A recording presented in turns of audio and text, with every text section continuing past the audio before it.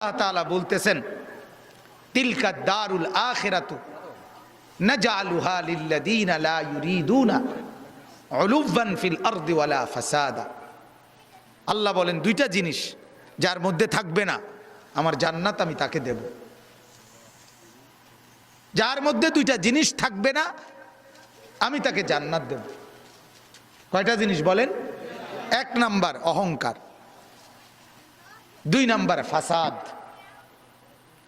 এক নাম্বার যে জমিনে অহংকার করবে না আমি তাকে জান্নাত দেব। দুই নাম্বার যে জমিনে ফাসাদ করবে না আমি তাকে জান্নাত দেব। সহজ কথা। আল্লাহ তাআলা বলেন অহংকার করা যাবে না। আল কিবরিয়া উরিদাই, অহংকার শুধু আমার চাদর, অহংকার শুধু আমিই করব আল্লাহ বলছে, আর কেউ করতে পারবে না। আর কারো অহংকার করার কোনো সুযোগ নেই, সুযোগ নেই। হাদিসের মধ্যে আছে আল্লাহর নবী সাল্লাল্লাহু আলাইহি সাল্লাম তিনি কোনোদিন পিছন দিকে হেলান দিয়ে জুতা পায়ে খাবার খেতেন না, বলতেন এটা অহংকারের পরিচয়। আল্লাহর নবী সাল্লাল্লাহু আলাইহি সাল্লাম দুই হাঁটু তুলে পিঠ সোজা রেখে মাথা ঝুঁকায়া এরপরে খানা খেতেন, হাদিস। এবং বলতেন আকুলু কামা ইয়াকুলুল আবদ, এক গোলাম তার মনিবের সামনে যেভাবে খায় আমি মুহাম্মদ আমার রবের সামনে এভাবে খানা খাই। বিনয়, তাওয়াজু, এটা রাসূলুল্লাহ সাল্লাল্লাহু আলাইহি সাল্লামের শোভা ছিল। তাহলে পৃথিবীর মধ্যে আল্লাহ ব্যতীত যদি কেউ অহংকার কিছু করার মতো থাকে তো সেটা রাসূলুল্লাহ করতে পারে। কি বলেন? কারণ কোন যোগ্যতায় এক সুতা ওনার মধ্যে ঘাটতি নাই, বলেন না? যত যোগ্যতা কল্পনা করা যায় এর কোনোটার মধ্যে উনার কোনো ঘাটতি ছিল? সৌন্দর্য, রূপ, আচার ব্যবহার, কথাবার্তা, জ্ঞান গরিমা, বুদ্ধিমত্তা, চলন বলন সব কিছুতে তিনি সেরা। তবুও তিনি কোনোদিনও অহংকার করেন, অহংকার করেন। হাদিসের মধ্যে আছে আল্লাহর নবী সাল্লাল্লাহু আলাইহি সাল্লাম ডান দিক থেকে কেউ যদি উনাকে ডাক দিতেন, কথা বলতেন, তো আল্লাহর নবী পুরা চেহারা ঘুরাইয়া এভাবে তাকাইয়া কথা শুনতেন। যতক্ষণ ওই লোক কথা বলতো অতক্ষণ চেহারা ফিরাইতেন না। এটা তাওয়াজু, বিনয়। এমন না যে সামনের দিকে তাকাইয়া আছে ওই বেটারে বলছে হ্যাঁ কবে না শুনতে আসি, তো এমন হয় না আমাদের। আল্লাহ রাসূল এটা করতেন না। কেউ হাতে মুসাফা করছে, নবীজি কখনোই নিজের হাত টেনে নিতেন না। ওই লোক যখন হাত ছাড়াইতো তখন ছাড়তেন। তাওয়াজু, বিনয় ছিল। তাহলে এই জন্য ভাইয়া অহংকার যে করবে না আল্লাহ বলেন আমার জান্নাত তার জন্য। অহংকার কাকে বলে?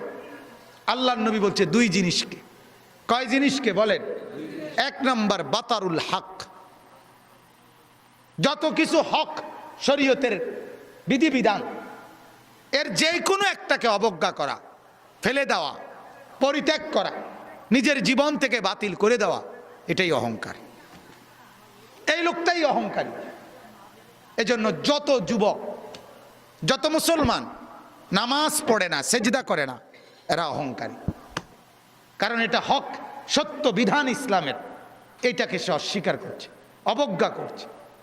এই অহংকারী যত শুদ্ধ কথাই বলুক, ডিগ্রি 18 কিসিমের ডিগ্রি লোক, কথা বুঝেন, সে আপনার অভদ্র। সেজদাবিহীন কোনো মানুষ ভদ্র হইতে পারে না।